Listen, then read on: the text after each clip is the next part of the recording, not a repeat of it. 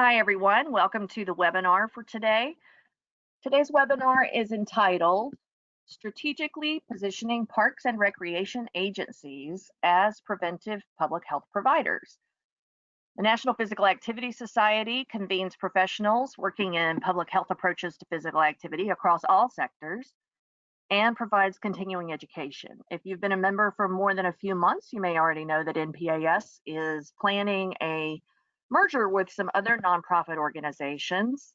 I wanted to find out if people are familiar with that. So have you heard that we're going to be doing a merger with other nonprofits? Please select one. The groups that we're combining with, in case you don't know, are the National Coalition for Promoting Physical Activity and the National Physical Activity Plan Alliance. And I am quite sure that many of you who are calling in today work on National Physical Activity Plan strategies, since that covers a lot of the work of the people who would be interested in this webinar. So it looks like about a third of you are familiar with that. Our members did get a notice after our board voted to do this, and we are hoping to have more information soon that we can send to people to invite signing up for their mailing list at the Physical Activity Alliance, etc.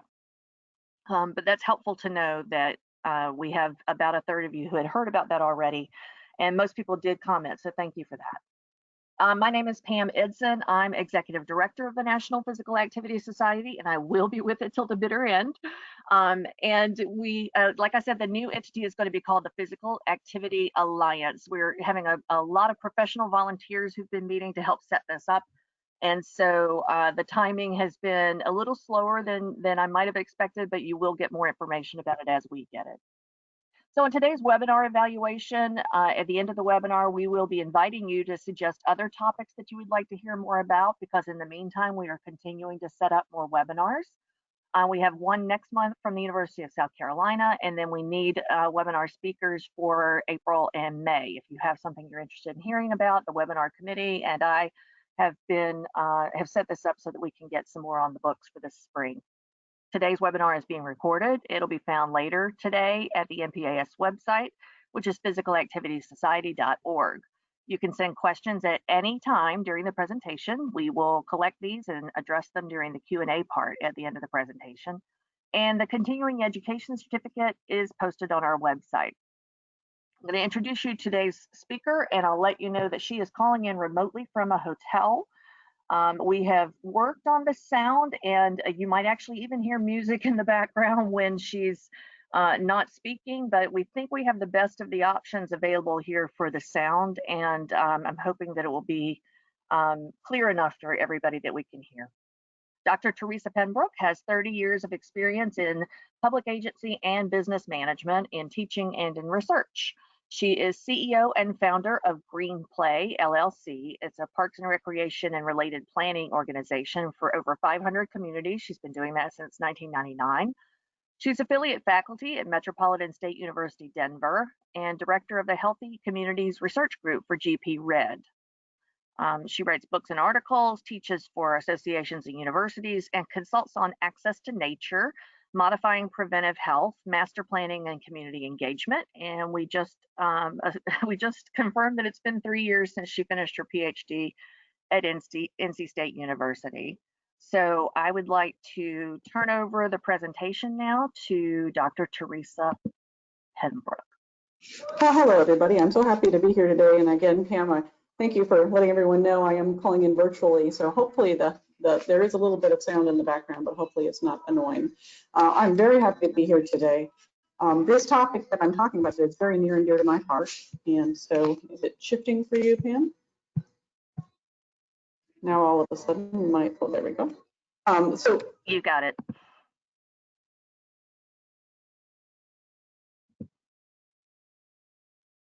Okay, we're there, but we're not hearing you, so yes. Okay, it is flipping back and forth between muted and unmuted from the organizer. Okay, you're fine now. Go ahead. Great. All right. So I wanted to talk a little bit today. I know Pam gave a bit about my background. I did start in professional parks and recreation and was in that field for running parks and recreation in various agencies in Colorado for the early part of my career. I had also worked in private sector businesses, and I had in 1999, I started a consulting firm because I really wanted to help run our agencies better. So I've been in the field as a professional. I am a certified park and recreation executive and have been heavily involved with the National Recreation and Parks Association and teaching at conferences around the country in the United States and also internationally now around the ways that we can use parks and recreation to help improve quality of life. In recent years, she mentioned my PhD at NC State. I was offered a funded PhD program in 2013 after Dr. Carla Henderson saw me speak on how parks and recreation are influencing preventive health in communities at a conference in Italy.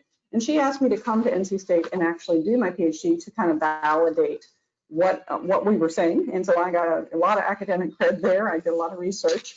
And during that time period, I'm going to present some of the elements that we were really working on. But it became clear to me that, as all of you, I'm sure, who are on this call are working on, and you know this, that in any of our communities, we want to focus on health equity. And so I just wanted to start with this, and obviously most all of you already know this information, but health equity has the idea that everyone has a fair and just opportunity to be as healthy as possible. And we want to remove any obstacles such as poverty or discrimination or access to jobs, that type of thing, and especially healthcare. And where I'm focusing is on preventive healthcare, the idea that we can change the built environment or programming or various factors to help people be healthier in their community, and really focused on the human rights principles. So why parks and recreation is a solution? Well, having worked in the field for a long time and done quite a bit of research on this, we know that parks and recreation facilities provide facilities for over 80% of Americans.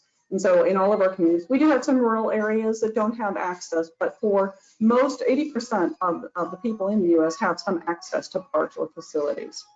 We also provide the opportunities to participate. And so the research is now showing that 75% of residents in the United States have the opportunity within 2 miles. We also provide the health and wellness opportunities. And I've done quite a bit of work with the World Health Organization and looking at around the world and in the US about, okay, they always say the community should. And I think a lot of you who are working in this realm, we realize that, using the social ecological model, that a community approach is very important. Now, I always get into the question of, well, if communities should, who is it in that community that's actually the front line? And quite often that is parks and recreation agencies. We do know that affordable programming can lead to an active, healthier life. And so I'm going to talk through some of the things that we've discovered. But today, mostly I want to focus on the how do we do this and where do we put our energy. Probably several of you who are listening in and a lot of the researchers out there have been working on this. And so when I started my PhD back in 2013, I kept saying the researchers they should figure this out. And we kind of anecdotally knew it, and a lot of us were heart focused, and we already knew that we could affect well-being and reduce stress through parks and recreation. But the research is now very clear. And so what we are looking to try and do is a systems approach in every community to look at the relationships between the access to public parks and recreation and spaces and wellness. And so we know that access to these spaces and all the things they provide, such as the flora and fauna, the open spaces, and just the gathering places, the community spaces, can really affect attention restoration, ADD, the connections, the physical activity, and the social support, and really get us to this point of preventive health around this idea of well-being and reduced stress. And so I have a variety of references, probably more than most of you will want, but if you do want references or additional articles, I've got some cited in this presentation. I'm happy to share more of those with you. I will say this presentation is completely open for you to use, and I know Pam said that she will make the slides available. You will see some graphics, and I just ask that if you use the graphics, please keep them in their entirety, and then also please provide a citation for this work. That would be great. Thank you. So this first graphic that I want to show, I did a recreation and wellness plan for the United States Antarctic Program through the National Science Foundation back in 2009. And one of the things the reason they wanted that plan done was they realized that basically people going on ice in Antarctica, they create this kind of transient community every year between 1,800 and 2,000 people, and they were having a lot of health problems. People were becoming sedentary, drinking too much, eating too much sugar, really just having inactive lifestyles. And they wanted to figure out how to make people happy, healthy, and productive so that they wouldn't get sick on ice. And so I created this graphic back then to talk with the folks, the decision makers, about how overall public health and wellness can influence, and a lot of you know this, but obviously we have these different factors that are coming into play. Our determinants are language that some of us use. But the idea of the individual constitution and our basic preferences and the living environment itself all have an effect. Obviously, access to medical care when and if we need it is important. Nutrition is important. But then this idea of recreation, or as I like to refer to it, recreation of body, mind, and spirit. So we know that recreation of cognitive, social, physical, and spiritual activities are very important once we, in all of our different environments. And so taking this basic graphic, this next figure is really talking about kind of the overall result of my dissertation, which was on looking at and modifying preventive health through parks and recreation systems thinking. And so it's kind of a busy graphic here, but I want to explain it briefly.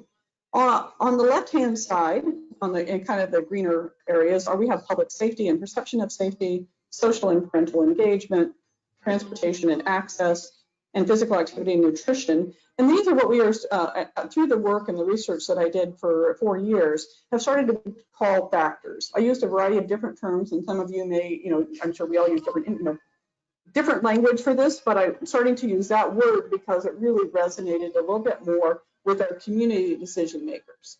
On the right-hand side, we have a lot of those actors within the system. So in this graphic, I have parks and recreation at the top. That's not always the case. Depending on who I'm talking to, they may be off to the side. But the reality is we have a lot of partners. We have a lot of other alternative providers in the community, such as medical care, the public health agencies, people working for the county, all those different agencies, along with for-profit and nonprofit partners, a variety of schools, education, the universities. So everybody who's also providing within that realm is on the right-hand side.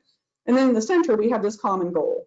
We're all working to try and create a healthier community. And so my work was really at looking at what are the factors that can be modified through for preventive health through parks and recreation. And we recognize that there are actions in all different levels. So what I want to do is just provide a little more of the evidence and guiding theory, and then I want to get into the how. So parks and recreation, through the research that I've done, we can improve preventive public health through the various health factors, and I've mentioned those. But I just want to repeat them again because these are actually the top 5 or 6, depending on how you count them, that came to the top. So physical activity, that's a pretty common one in parks and recreation. We're doing sports and playgrounds and all sorts of fun stuff, and we're getting people moving. So that's a key factor. And then also nutrition. And I didn't necessarily think that nutrition was a key preventive health factor for parks and recreation when I first started this work. But the research shows that we can have very strong effect through especially things like community gardens and farmers markets and helping to set food policy, because quite often community parks and recreation agencies are the front line, especially for youth. So after school programs or various types of instructional educational pieces, and we can also affect the parents. So there's a whole cross-generational effect. In addition, we can provide social benefits and parental engagement. So the idea of multi-generational events and programs and things like that. We can also address health equity, and that's a big focus here, especially through the idea of access to. So access to transportation and safety, and then especially nature, I have that listed in here too. So the access to something, it doesn't help you if you can't get there. And so that really ties in and crosses over with the equity issues. In addition, something that kind of emerged from my work and has become more and more important is this idea of stress management and connection. And so I believe now, through the variety of different projects and communities that we work with all over, is that the more stressed a person or a community becomes, the more that they need these types of community-based quality of life amenities. And so we do have an effect. The research is very clear that we can help with stress reduction, whether that's through, somebody being able to go to a community gathering and having that connection there. Some people get their spiritual basis from going into trees. And so wherever people find that recreation of body, mind, and spirit, that connection can help reduce alcohol overconsumption, drug consumption, and those types of things. So the research is very clear on this. I wanted to do now was really spend some time talking about how we do that. And so I'm going to just use a case study. We've done this work in my research at NC State. I worked with 18 different agencies across the country and in Canada, using a Delphi panel, which is basically going an iterative process to kind of look at best practices. How are people doing this? And they were selected in part because they were all actively trying to integrate parks and recreation. We've also had a variety of healthy communities through GP Red, our nonprofit organization, where we've actually tested a toolkit. I worked with Dr. David Compton from Indiana University when he was there as the department head, trying to devise a toolkit that would make it so that in any given community, how would we actually start to get to addressing this? So I'm going to use Hutchinson, Kansas as an example. It's one of our more recent healthy community projects, and it included the elements that I think are key now for us to be able to address these issues. Part of this was really interesting. I don't know if we have any folks on the webinar who are working with insurance companies or providers of insurance, but Blue Cross Blue Shield of Kansas was the funder for this project in Hutchinson, Kansas. And that was kind of unique. They actually, through their Pathways to a Healthy Kansas, funded the entire Parks and Recreation Master Plan that included both Hutch Rec, which is a recreation commission, and the city of Hutchinson. And so they wanted to do this entire master plan, but have a focus on Parks and Recreation as health and wellness. And so we started with, what is the vision? What is the mission for what the city and the Recreation Commission are trying to do in Hutchinson? But then we incorporated all of what we call the healthy communities aspects to be able to start to address the preventive health piece. And so from this, we were really looking at how do we serve the whole community. And so this slide, again, coming back to that equity focus. In Hutchinson, Kansas, it's a relatively small community, and I think the population, I can't remember the population off the top of my head, we'll see it in a second, but it's what we did see there was very strong differences in diversity within the 4 quadrants of the city. So this is just a map to kind of show you, we have the northwest, northeast, southwest, and southeast.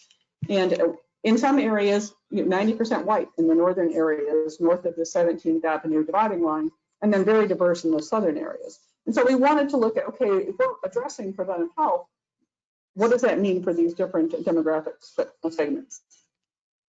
To look at this, we really wanted to use this systems analysis approach. And so with GP Red and Dr. David Compton, we have created these, what we call 5 elements.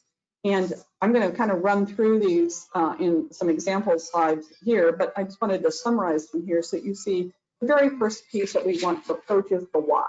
So we call this the warrant for agency action. When we want to start investigating, and figure out, kind of gather the data, start a database, get the data transmission going back and forth so we can collect all the information that's currently available. We don't want to spend time and money duplicating efforts that are already happening through either the agencies we're working with, usually public agencies, or the nonprofits or the counties or whoever else is involved. But the big piece here is creating that warrant, that why are we all working together and who should be involved. The second element is community systems, and this is where we really are working on convening. And so as I talk through some of the ways that we do that in a second, the goal here is looking at the intersections and looking at, is the community working together? And if not, where are the constraints and challenges? The third element is really delving into, are there policies or procedures or laws within the community that are actually interfering? Sometimes an example of that might be if we have a very stringent curfew that doesn't allow youth to skateboard after, say, 9 o'clock or something like that, where it's actually stopping people from moving actively. So sometimes we look at those, especially curfew laws are relevant to youth, a variety of different things, and see if there's anything in there that might have been grandfathered in that currently is no longer appropriate for that community. Then we also want to look at the money, the fiscal resources. Where is that money coming from? How much is available? How are they working relative to other communities? Also, this idea of return on investment. If the community is investing dollars within that community in preventive health, how are they starting to see the paybacks? And there's a lot of evidence right now that we can actually start to apply multipliers for different types of activities. A lot of this is based on knowing what's there. And so this element, the last element is called inventory of assets and affordances. And for those of you who aren't familiar with the word, affordances is really the programs and services that are afforded to someone to participate. And so we want to look at not only the built environment and the natural environment and get that all inventory, but we also want to look at all of the programs and services that are out there. The what do we have? So this is, if you put all these things together, then we can start to get an idea. One of the first parts of the data collection is, again, to really delve into that demographics. And so this is from Hutchinson, Kansas, and you can clearly see the differentiation of the 4 quadrants of, especially with different distributions of gender. We had different distributions of average age. You can see very much younger people in the south and much older people in the north ends of the city. And then you can also see the differences in median household income. And these were some of the key demographics that had a strong influence in the diversity and equity within Hutchinson. So we pulled those together. Then we really want to talk to people. So as I talked about convening, these were the various mixed methods that we use within Hutchinson. And we've tried different things in different communities, and usually right up front we have a strong conversation about what we call our engagement protocol, making sure that we're using both qualitative and quantitative approaches to make sure that we are really hitting the community in the best possible way that we can and really hearing the voices that are out there. So in Hutchinson, we did 5 different focus groups, and then also included a special focus group for youth and teens, and then a focus group for seniors, because we wanted to make sure that we had all ages involved. We also included a statistically, well, we call it statistically valid, I know that means different things to different people, but a community-wide random mail and / online survey. So there was both a random element where people could participate, and then we also had a check with an open link. So anybody who wanted to could participate, and those were calculated separately. In addition, I'll talk about the youth survey in a second. We wanted to have a very strong social media outreach, and so that part was trying to get as many people as involved that way. Obviously, we're going to talk to staff, and we had a strong involvement through what they call the Healthy Eating Active Living Coalition in Hutchinson. So we were able to create these leadership meetings where we brought everybody who was currently working together, a lot of the partners, and I'll talk more about the method we use for that in a second. In addition, we had a lot of meetings with the decision makers. So city council, I would recommend council and commission and parks boards or any type of planning unit, often planning commissions, all of those folks are involved from the very beginning, because we recognize that whatever we come up with in the end in terms of a logic model or action plan or overall plan, that they have to be involved and really bought in. So we wanted to make sure that that was part of it. And then the last but not least is certainly the come one, come all public meetings. And so those are facilitated in a way to really get as many people out as we possibly can. This tool that's showing now is called a multi-attribute utilities technique. And this was actually devised by Dr. Compton and Dr. Ki-Boom Kim. And some of you may have used a similar format, but basically it's a nominal group process where we are actually bringing those leaders in the community together in the same room. Typically there's 12 to 16 at a time, and we actually talk through, we have a process where we facilitate them actually ranking of the factors that have been shown through the research and the evidence, which of those factors are the most important in their community. And we've done this now in many communities, and I will tell you the one thing that comes out of this is it's always different. You would think overall in Parks and Recreation, typically nutrition and physical activity kind of rise to the top. But there have been other communities where transportation was the big issue. People could not get around.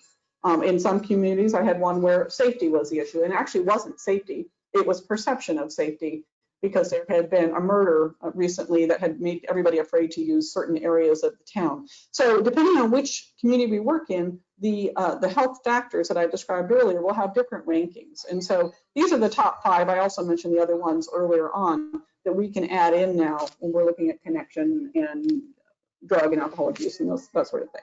So this was the results in Hutchinson from the MAUT analysis, and this kind of helped us say, okay, great, we have consensus from the decision makers and the leaders that these are the things that they want to focus on. Again, stressing for you all, the one thing that I know at this point is it's different in every community, and that's why it's so important to have a community-specific approach. We can't just say in every community this should be the priority. Another method that we used was a youth activity and nutrition survey, and this was created a while back. We've used it in a variety of communities. It's got different question blocks looking at different elements of preventive health specifically for youth and teens. And this survey is done in conjunction with the schools, and so it's an online survey where the schools actually bring the students into a classroom to, I'm sorry, I just had somebody walk into the room distracting me. So the students are brought in to actually do elements of taking the survey online. They also are, their height and weights are recorded, and then we have a body mass that's calculated. But we're looking at things like nutrition and screen time and the different pieces. We're asking them about that so we can get the voice specifically from the youth.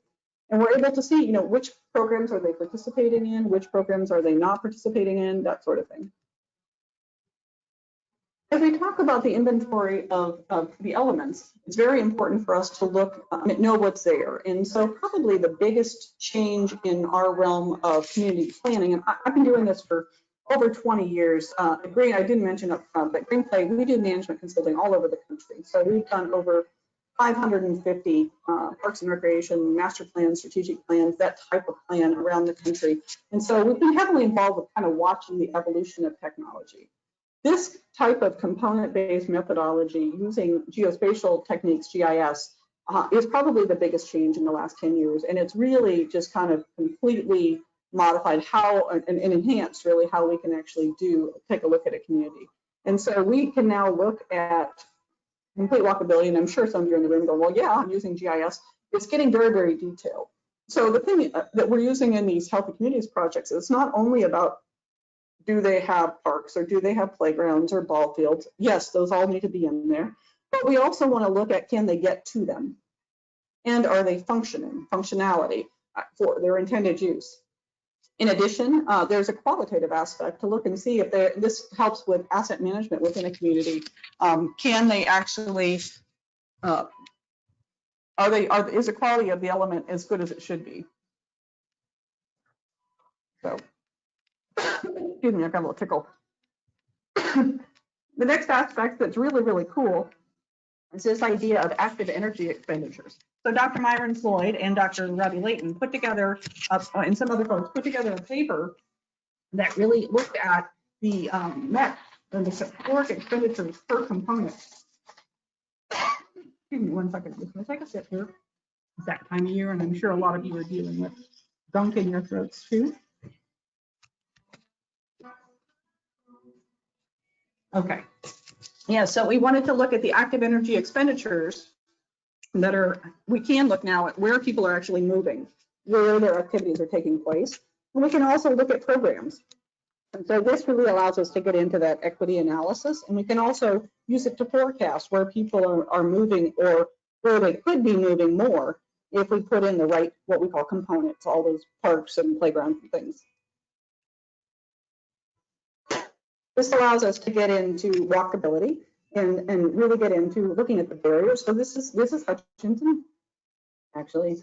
So we can start to see where things are and where they aren't, and where, how the rivers sometimes bisecting things where people can't get across, or where they should be. So looking at all the barriers. From all of those different types of analysis, the one area that we really want to focus on is the idea of an action plan.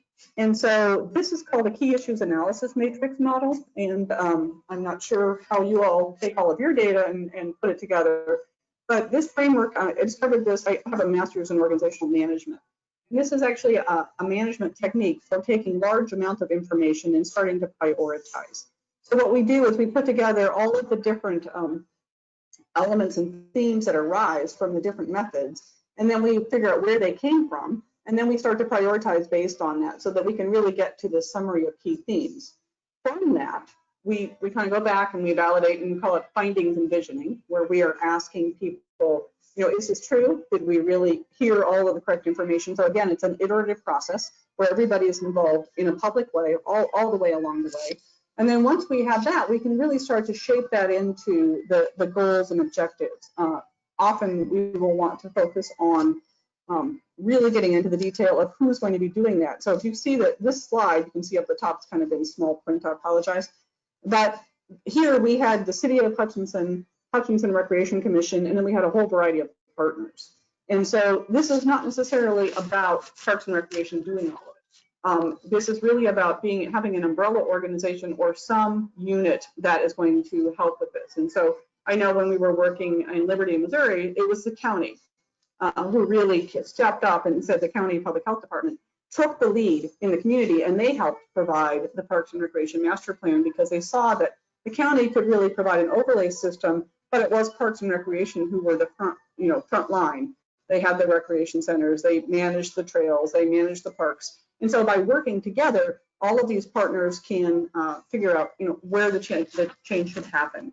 A lot of this is about minimizing duplication, because quite often what happens in that partner identification is we'll start, and I don't know about you and your communities, but we'll often have an initial meeting where 8 people will, kind of be identified, or 10 partners, and these are the key partners. And then we'll find out it kind of snowballs through conversation. So, for example, in Hutchinson, I think we started with, about 12 people around the table in our very first meeting, and then it just kept growing. And at the end, we had a list of 42 different organizations that were involved in some way with trying to create these healthy community aspects. And so the crucial part of this action planning is not about, well, this agency should do this and just a strict logic model for the agency, but it's also about how do we create a coalition going forward, because nobody has enough money, nobody has enough staff. And the idea of all of these different elements, sometimes they are really quick fixes. If we just offered a program in this part of town, we could take care of something. Or, if we just fix that one bridge across the river, we'd be able to make sure that the kids could get to where they need to go, or the seniors, or whoever.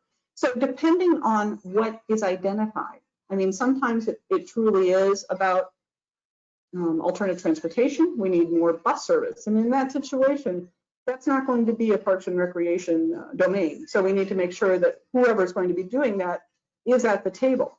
And it's really interesting to find out how the different partners perceive different constraints. And so a lot of this healthy community systems analysis is looking at that whole community as a system and how everything is working together. So in the end, we can adjust any type of minor tweak that will often have very, very strong impacts. And so this comes up, we also make sure that we include conceptual costing. And typically these actions are, the action plans are geared around kind of a 5-year framework for programming and services, because those can often be done, marketing changes, and those can happen pretty quickly. And then a 10-year focus on long-term capital type of elements. And then we'll go into a long-term vision of it, 20 years or more, for this kind of vision of how is this community going to continue to focus on being a healthy community. So some of the things that came out of Hutchinson, and I hope that you'll have some good questions about this, and I'm going fairly quickly purposely because I want to make sure that we've got time for questions in the end. But recommendations and outcomes that came out of Hutchinson was right off the bat, we realized that the key issue for them was this idea of active transportation. And so it wasn't so much about that they didn't have the right things. In fact, in some cases, they had more things offered in the south side than they did in the north side. But they had people who had no vehicles, and they weren't able to, the bus service was not great. So they weren't able to get there.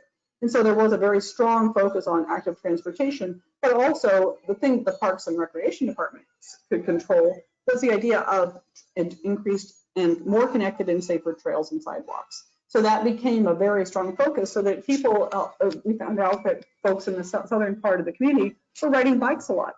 And if you had gaps where they could not safely get there, or cross from one bike trail to another, then they just wouldn't go there. Same thing with youth.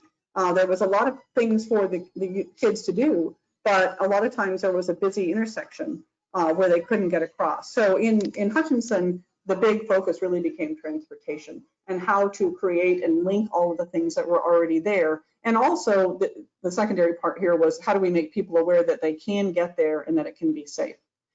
So they've already started to make a variety of different connected, safer trails.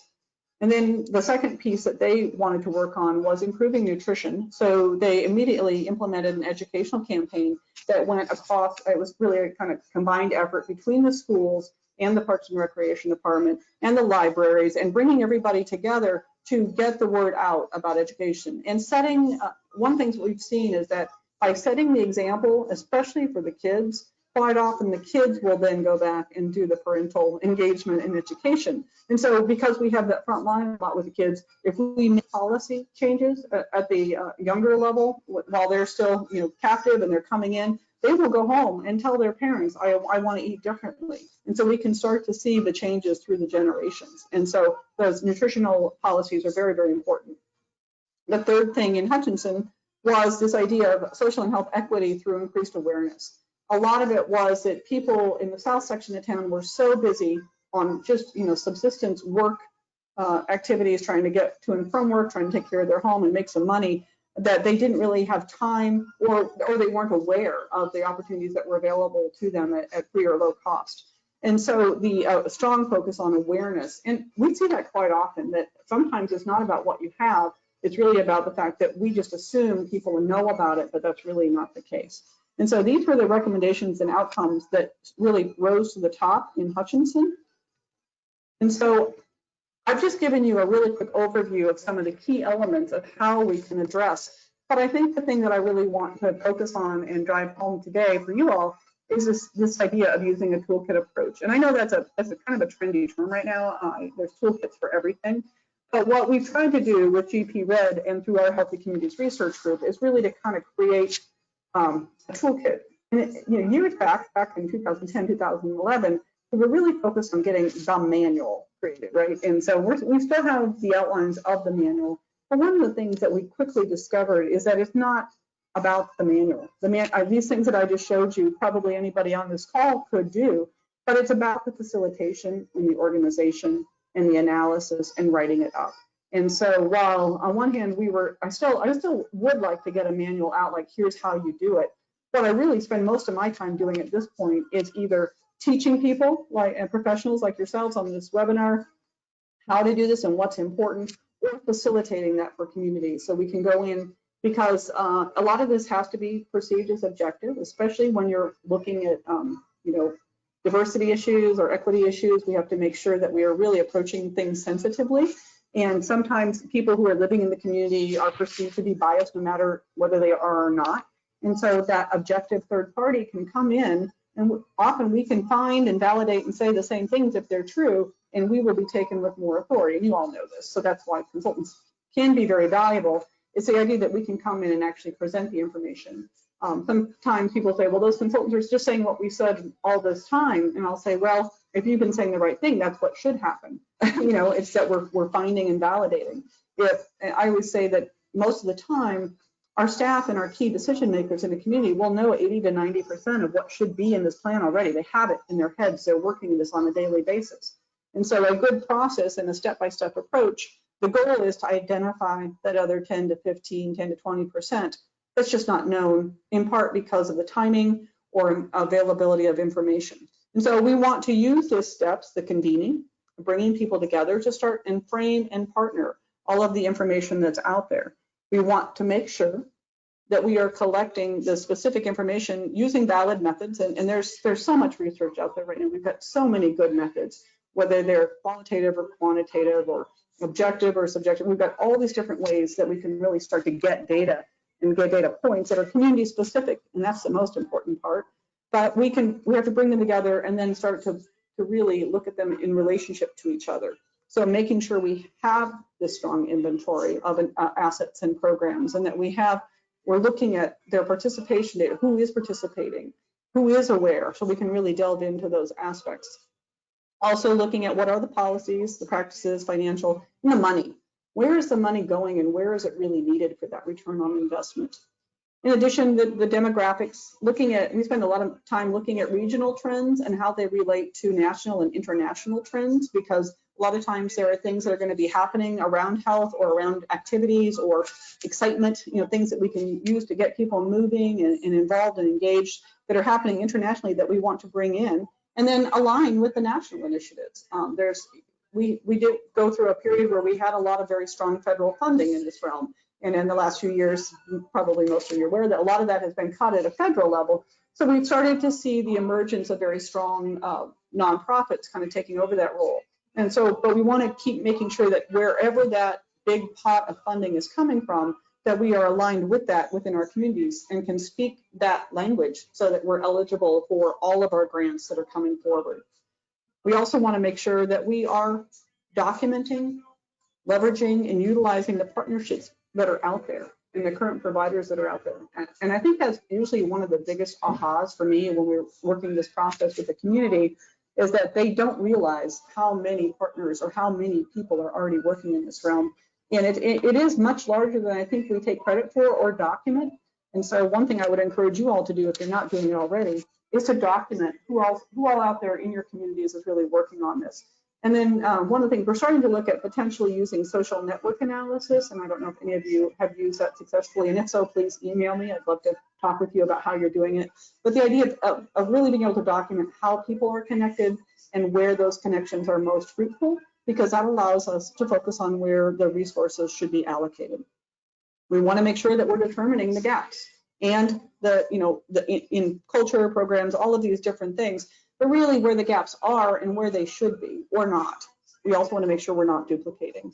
Creating that action plan or logic model, depending on who it's for. For those of us in the public health realm, often we want to use logic model speak, and some of our funders will use that language.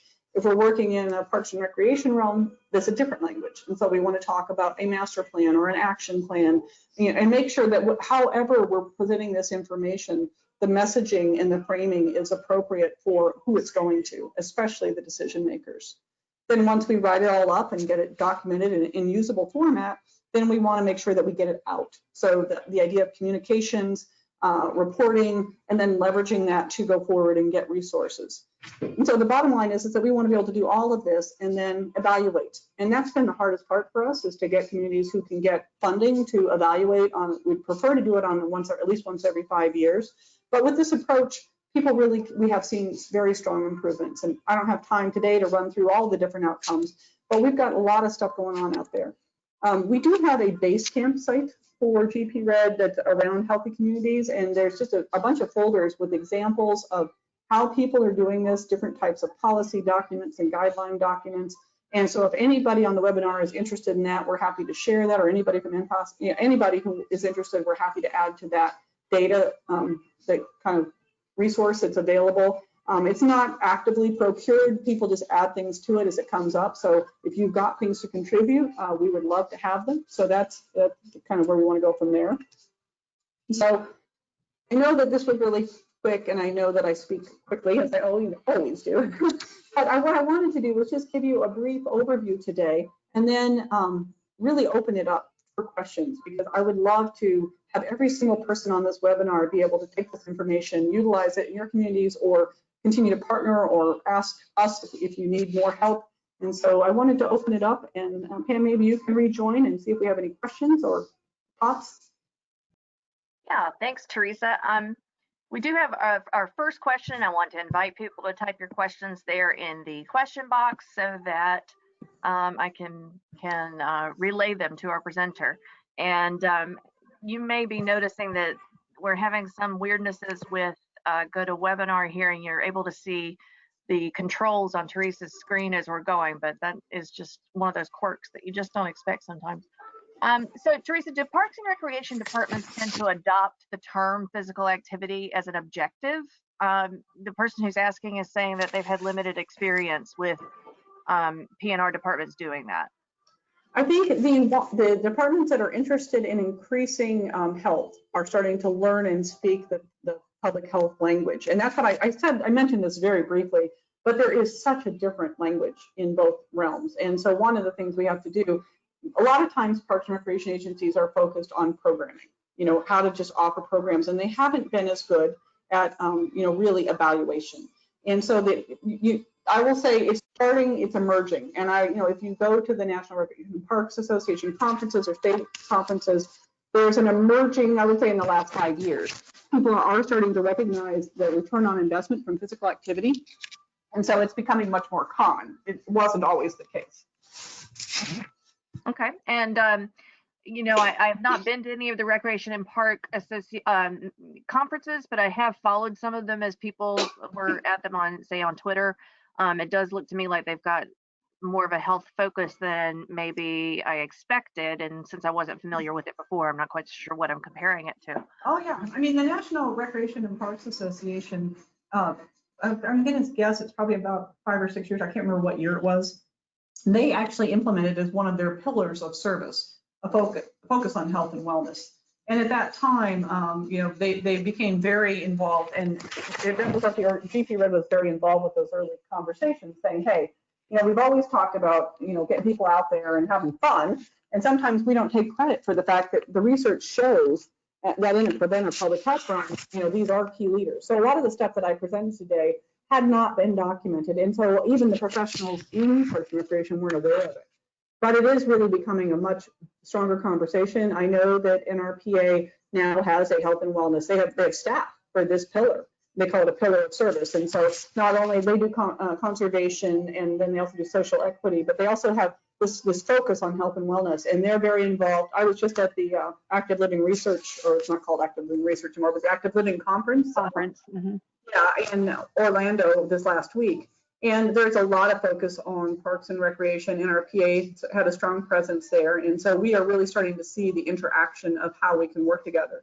I think one other area that I think we might have a couple of attendees involved here is how libraries are starting to adopt the language and integrate education around physical activity and nutrition into their offerings.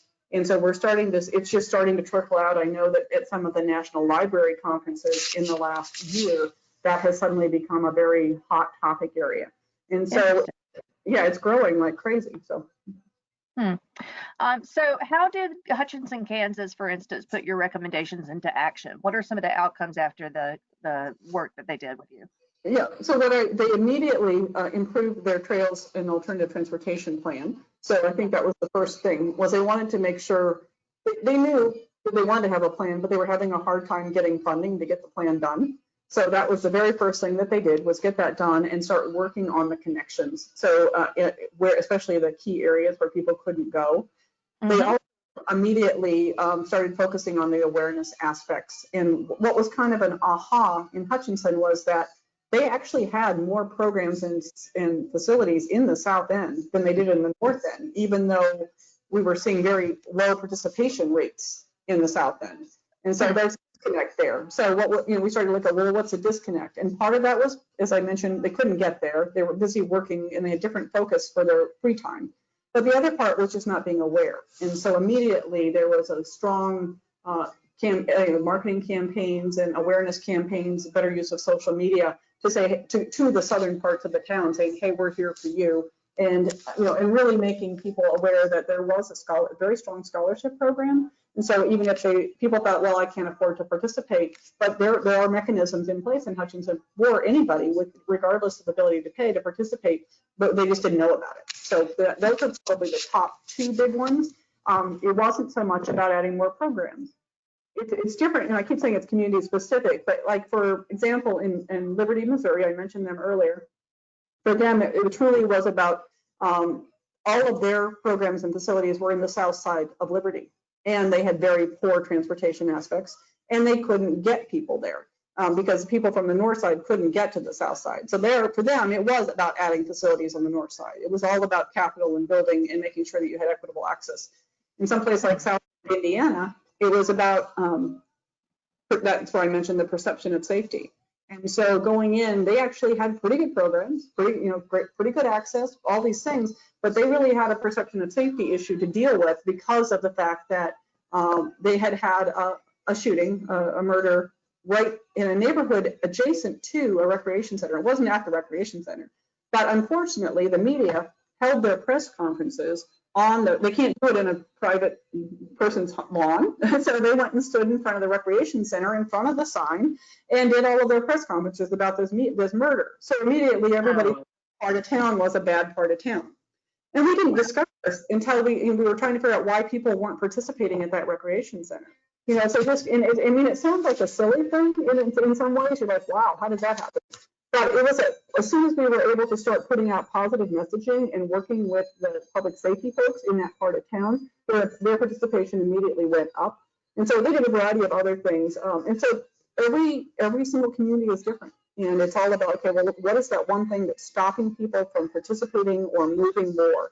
And sometimes it truly is about nutritional campaigns. So the actual actions, I mean, everybody on this webinar probably has a whole variety of programs that you are using and that work. And everybody here is we should move our bodies more, we should eat better. We all know this stuff at this point. So so much of this work that we're trying to do to communities is really delve into, okay, what's the priority? If I'm the city manager or the mayor or the director of the department or whatever, and I have a limited budget of, even if it's $1 million, it's still limited. How in the world can I prioritize? And especially with all of the national, we call it program of the day. Every single day, a nonprofit or the federal government will come up with some new thing, but this is the thing that everybody should do. But I will tell you from being in, senior leadership, if you're just going, well, I can't assign staff there, even if it is the best thing. And unless I know that that's truly the thing that is the most needed.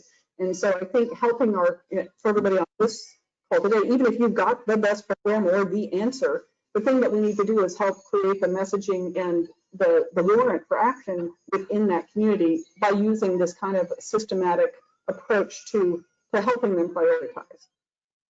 Okay, so the systematic approach too, as you presented some of the things, of course, what I was thinking about in particular is that chart that you did that showed the different points of view and then the goals. And I just love that kind of stuff. So it made me want to go back and try and use it for things.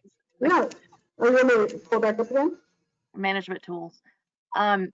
Let's see, how would you go about finding partners that have similar goals? And the person who asked this did not say from what point of view they're asking, but let's assume it's either Parks and Recreation or public health at the local level.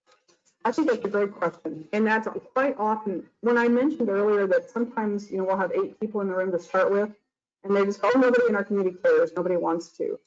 Part of this process, because it is public and it's widely advertised, is people start coming out of the woodwork saying, I want to be part of that.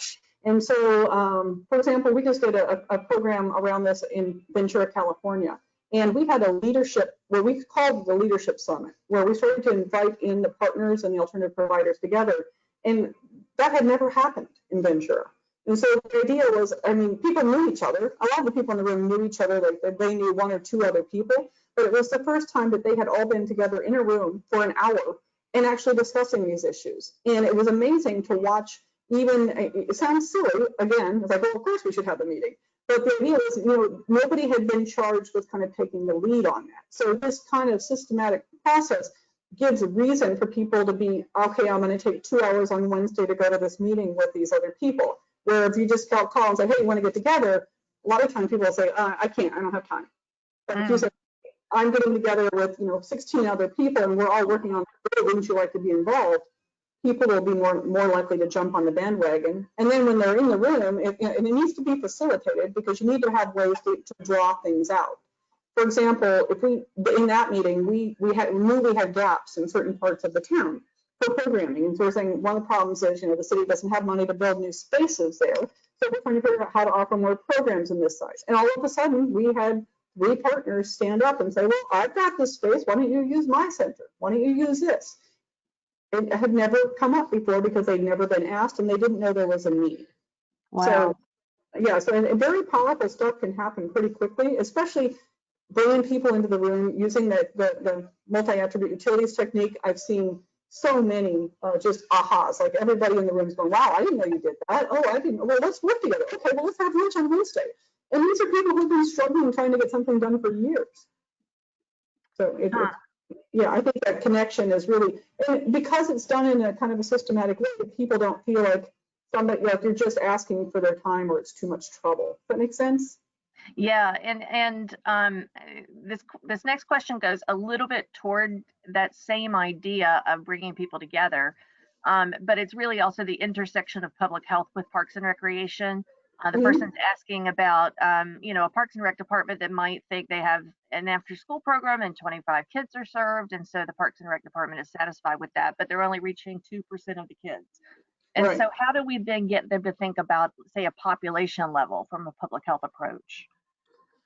I think it's interesting. I've been, I've spent my early years as a programmer, right? So I know that programmers are always trying to figure out how to get more people to participate within certain constraints. So if they've only got 25 kids, if I'm a programmer and I'm offering a program and I can only get 25 kids, one of the things that we can do is start to help them understand how we could have better reach. Because probably that programmer only has so much money or one instructor or one room, And so while looking at it from the outside, we're going, well, of course that should be offered all over the community, right? But the reality is there's probably some constraints there. And I would bet sometimes it's just worldview. I mean, the programmers, typically they're younger, and they've got a great program, and those 25 kids are happy, and they don't really have the worldview to realize that that should be offered at 25 places in the community, or have the funding or the space to do it. And so if we can come in from, I'm putting on my public health hat now, because I'm straddling both fields, if I can come in from the public health realm and say, hey, look, you're doing this incredible program over here, but it's not equitable. Let's do that in 8 different locations, and here's how we can help.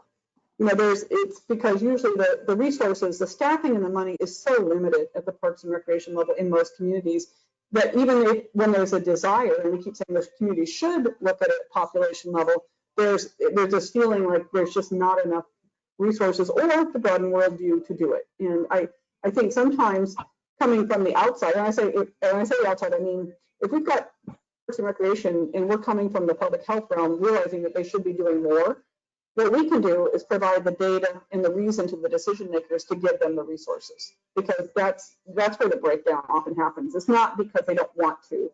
And I know I've heard from a lot of my public health colleagues, they're like, well, I call them, they don't want to work together, or they say they're too busy. And I say, well, usually that's because, frankly, they probably are busy, but for whatever reason, they're just seeing it as one more thing being piled on their plate, rather than something that can help, or that you can, that they don't have the resources to do. Yeah. Right.